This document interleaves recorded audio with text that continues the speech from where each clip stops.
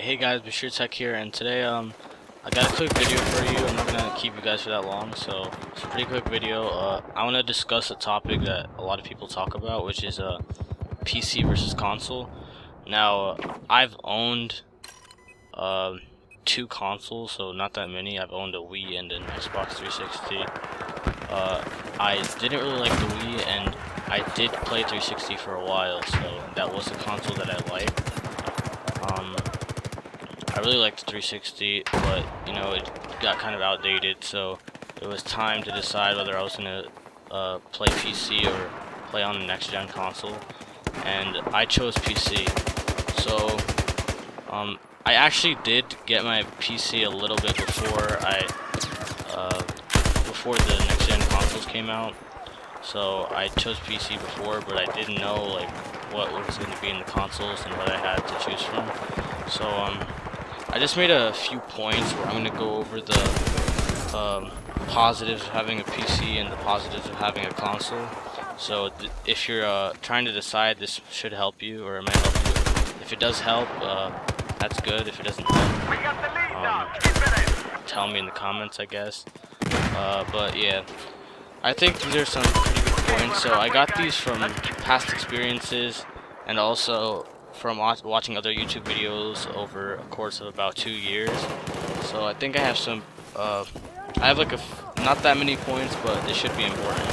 So starting off, I'll go to the PC part.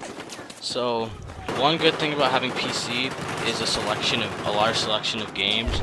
So although there is a pretty good selection of games on consoles, I don't even think it comes close to the amount of PC games there are.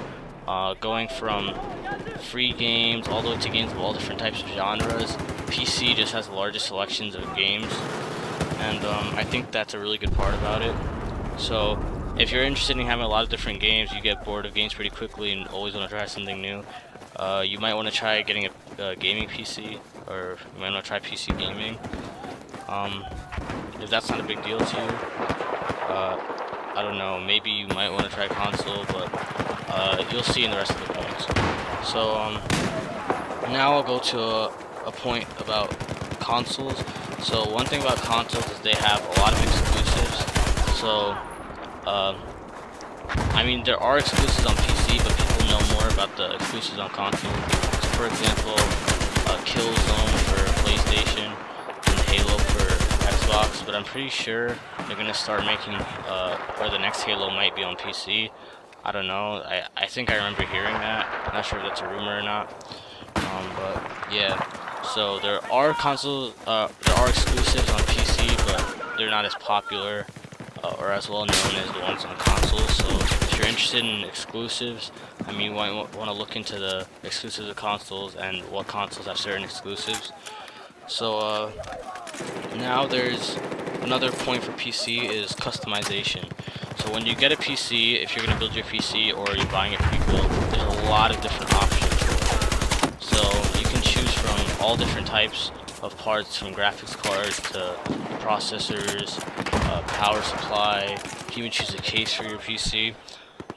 When you get a console, you're pretty much stuck with what you have in the console and the hardware that comes inside of it. So in addition to that, the software is customizable on PC. If you have Windows and stuff, you customize whatever your liking is. And consoles do have customization, but it's not anywhere near as close as to what you can do on PC.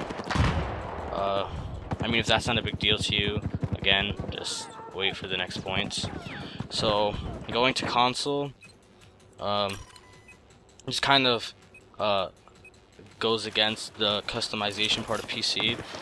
Even though PCs have a lot of customization, that's what makes consoles sort of easier to use. I mean, you buy the console and the hardware is going to work with all games. You don't have to worry about like adjusting the hardware really or anything like that, so it makes it pretty much easy to a lot more easy to control.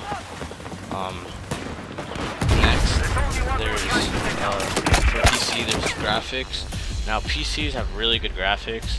The graphics are pretty much, well, like, if you were to take the best PC you can get and the best console, the PC would just blow it out of the water.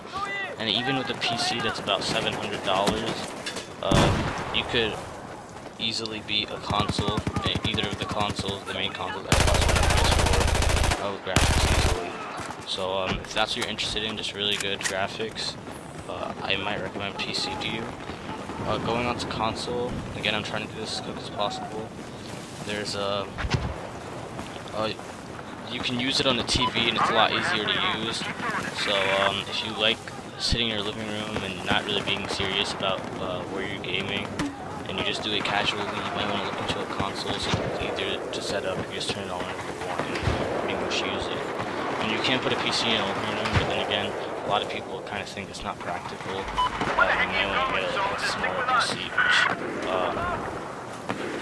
which can cause PCs to be more expensive. Going on to the control of each system, I feel like PCs have a lot more control when you're actually playing the game.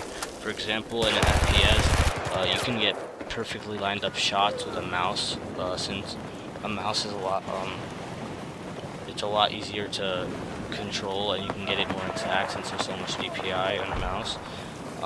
You can control pretty well with controllers, but again, it's not anywhere near as close as you can do with a mouse and keyboard. So control, if that's really not important to you to be exact, I don't know, I know it's important to some people, so I just picked it up. For the media experience, this goes for console. Even though there is a good media experience on PC and you can do things like Netflix, a lot of stuff you can do on consoles, but I think that consoles are more easy to use for the media experience. So the Xbox One especially, this point especially goes to Xbox One, because the Xbox One is sort of more of a media center, an entertainment center, rather than just a console, just a gaming console. So it has a lot of good things for media and stuff like that. Now, going on to games and like being able to play games with a PC, it's easy because you don't need to buy like a new system. You can just update the parts to accommodate a certain game if your PC is a part of that game, and you should be fine if you update your parts. You won't really have to buy a new computer until a long time. So if you buy a future-proof PC, you should be fine with just upgrading once in a while for new games. But then a point that goes to console in the same sort of category is the lifespan of the console. So consoles last about 10 years from looking at consoles that have been in the past. So that's a pretty long lifespan. Usually in 10 years, somebody that has a PC will have gone through the first PC they got, and they would have a new PC by now. But yeah, consoles last a pretty long time, and if you don't really like upgrading parts, you just like being able to play, knowing your PC or your console can play certain games, just like doing that, then console might be for you. So I hope you guys like those points, both for PC and for console. If you guys liked it, give the video a like, leave a comment, make sure you subscribe, guys. That's pretty much it for this video. See you guys later.